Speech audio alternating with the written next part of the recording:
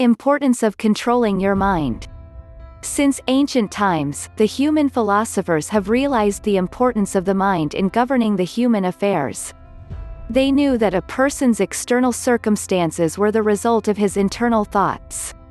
They were aware that if the person thinks of riches, he would have riches, while if the thoughts are of poverty, success and failure would produce the corresponding effects in the person's circumstances.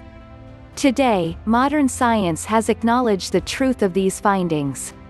Hence, it becomes crucial for a person to control his mind. Yoga has specific techniques which deal with the science of mind control. We will study the nature of the mind as is recognized by yoga in this chapter.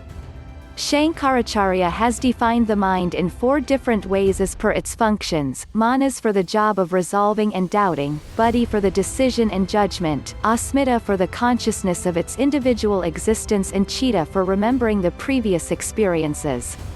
The mind is a vast collection of thoughts and traces of past experiences. When you are born, your mind is the collection of samskaras collected over the previous births. Those samskaras, whose fruits have already been enjoyed, have been wiped out. But as you grow up, new samskaras are being added continuously due to various acts performed by you from birth to death.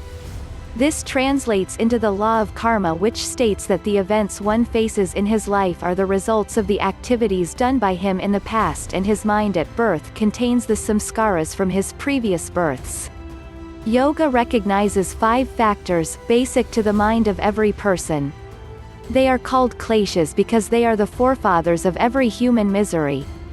They are, avidya, which is the false knowledge or ignorance of one's true self in relation to the objects, asmita or ego feeling, since in yoga, body and soul are 2 different aspects, raga is the liking of pleasurable experience, divsha or aversion to pain, abhinivsha or fear of death. Yoga understands the human behavior from the perspective of these 5 qualities, which are assumed to be present in a person since birth and are considered as the impurities of the mind. They make a person unstable and agitated. Hence yoga has given way of dhyana and pranayama to cleanse your mind. Yoga positions for beginners.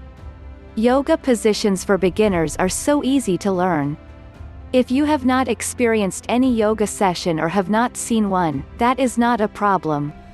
Practitioners have talked about the unification of the mind, body and spirit. They claim that this will be acquired through the practice of yoga exercises and techniques. If it is your first time to hear of yoga, you will of course wonder how these exercises are done and how it looks like. Since you are a beginner, you will also definitely ask what kind of positions will be best for you. Yogis have believed that the mind and the body are bonded into a unified structure. This belief has never failed and changed through time. Yoga has extensively performed an amazing procedure of healing oneself through harmony. This can be successfully done if you are in a proper environment. With the great effects of yoga, the doctors have been convinced that yoga has some therapeutic results and can be recommended for people who have illnesses that is hard to cure. If you have some illness that has been with you for a long time, you can practice the yoga positions for beginners and apply it to yourself. If you want to practice the yoga positions for beginners, you must believe that yoga is effective and will help you to be cured or be refreshed. Yoga is not just a recent application. It has been practiced and applied a long time ago, and up to the present, the people are benefiting a lot from it. Those of you not familiar with the latest on yoga positions for beginners now have at least a basic understanding. But there's more to come. Investigations and researches have been implemented to prove that yoga can be helpful in the healing process. Therefore, it has been proved that the yoga positions for beginners are extremely effective and useful when it comes to maintaining a high level of joint flexibility. Although the yoga positions for beginners are just simple and basic, it can slowly bring up a healthy lifestyle and bring more when it is practiced over and over again. The yoga positions for beginners are very interesting and exciting to perform. Beginners will never find it hard to keep up with the exercises because it is just simple. The technique of yoga gives a very big contributing factor to our internal glands and organs. It also includes the parts of the human body which is barely stimulated.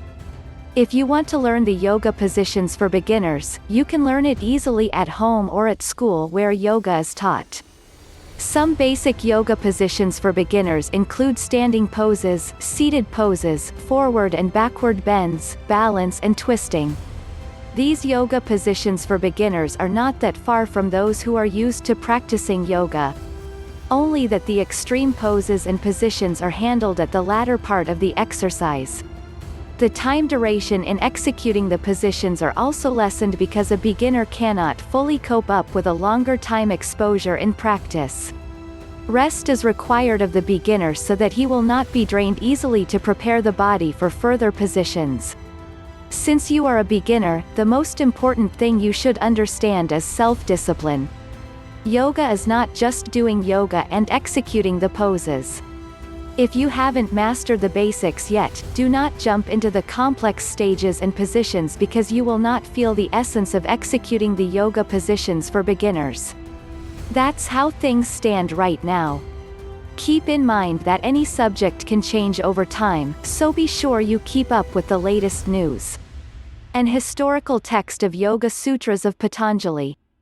Yoga Sutras of Patanjali is a book of 195 separate phrases that are designed to be easy to memorize. Because it is a work that is every bit as much a part of modern yoga as it was a part of the birth of yoga, this particular book is held in very high esteem in the yoga world. Some background. The origin of the Yoga Sutras of Patanjali is the topic of some debate among both historians and practitioners. For instance, there are some people out there who credit the writing of this set of sutras to a grammarian named Patanjali. Later, though, a timeline was constructed that showed that to be unlikely. Within the yoga community, though, many say that Patanjali was actually just a compiler and that before the work was written, the sutras were simply memorized and passed down between teacher and student.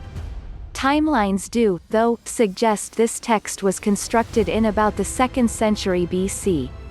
The name of this text is named using Sanskrit words. Yoga, you probably know, is a mindset wherein you are able to gain mastery of feelings and thoughts alike. Sutra literally means thread. This thread is basically the connection between the sutras in the work. In fact, some people call the Patanjali Sutras the Yoga Aphorisms in English. It is not an altogether incorrect loose translation. Understanding the text. The sutras in the text are divided into 4 books. 51 of the sutras are contained in the book called Samadhi Pada, 55 of them are in Sadhana Pada, 55 are also in Vibhuti Pada, and 34 of the sutras can be found in Kaivalya Pada. The book Samadhi Pada contains sutras that are most considered fundamental to yoga. It emphasizes that yoga is about discipline and that it is the ability to master your feelings and thoughts. Many of the most famous yoga sutras come from this particular book. In the Sadhana Pada, there is much about practice since the Sanskrit word sadhana actually does mean practice. This chapter is where Kriya Yoga and the 8 limbs of yoga first appear. These aspects reflect the idea that yoga is both selfless and spiritual. The Vibhuti Pada can be translated power. The roles of the sutras in this particular book are to describe and help the yogi to achieve full awareness through yoga.